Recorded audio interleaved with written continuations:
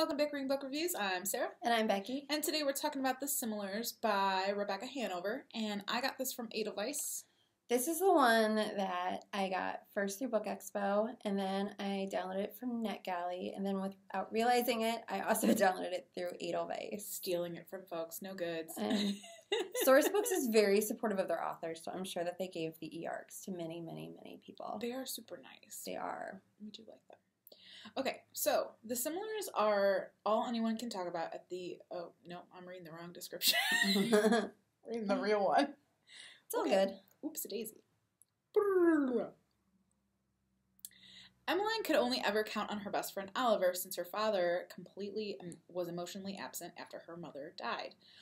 However, this past summer, Oliver died, so she is feeling adrift. And now she's going back to school at her prestigious boarding school, where 6 new students are starting to attend, and they are clones of some other high-power classmates.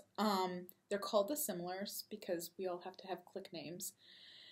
Anyway, one of those Similiars shares DNA with Oliver. His name is Levi, and while this horrifies Emmeline, it turns out that he may be the only one that can help her kind of solve a mystery around the disappearance of one of her classmates.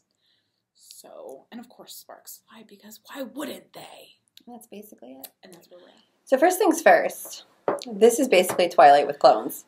I don't know if I can get on board with the Twilight with clones, but I'll give it to you. I'll give it to you. It feels like Twilight. And don't get me wrong, I read Twilight. I like Twilight. It sold 20 bajillion copies, so that's not necessarily a bad thing. But there were like a couple moments with her pining and with like her interactions with Levi. I'm like, oh, this is like so Edward and Bella. But the other big thing was what were with the clones' names. Oh my god, the names were terrible. So like Levi's not bad, but like Maud? Right, there was Maud, and then was there Django or Jean or something? Oh, I don't even know how you say that. Oh yeah, there was some interesting names going on.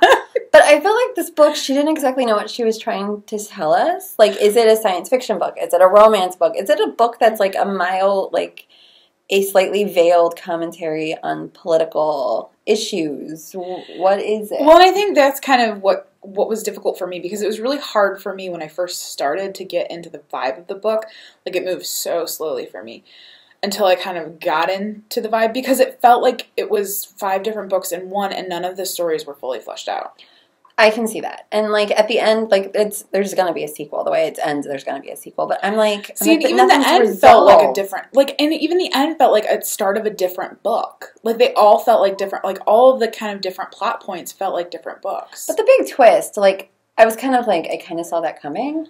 Oh, I totally saw that coming. Yeah. So, I was like, oh, there it is. But I feel like this is tween appropriate. Okay. So I think those girls who come in and they like things like Lauren Kate's Fallen, or they like Twilight, I think this is in their wheelhouse. Those like 12, 13-year-olds who don't really want the like super deep like world building and all that. I'm like just trying to figure out like when I would recommend this to somebody, because I can't necessarily see myself doing that. Well, I don't know. Not that it's not good. Like, I mean, it was perfectly it's perfectly adequate. I just don't know if this is the book that I would first reach for. I don't know if it wouldn't be my first recommendation, or even like my 5th. I don't know. Like, I'd have to go through a couple first. I feel like there is a reader for it. I can agree with that. I can agree with the fact that there will be somebody out there who would enjoy reading this book. I think by the time they're 15, 16, though, they're going to be like, what is this? I can agree with that as well. Yeah.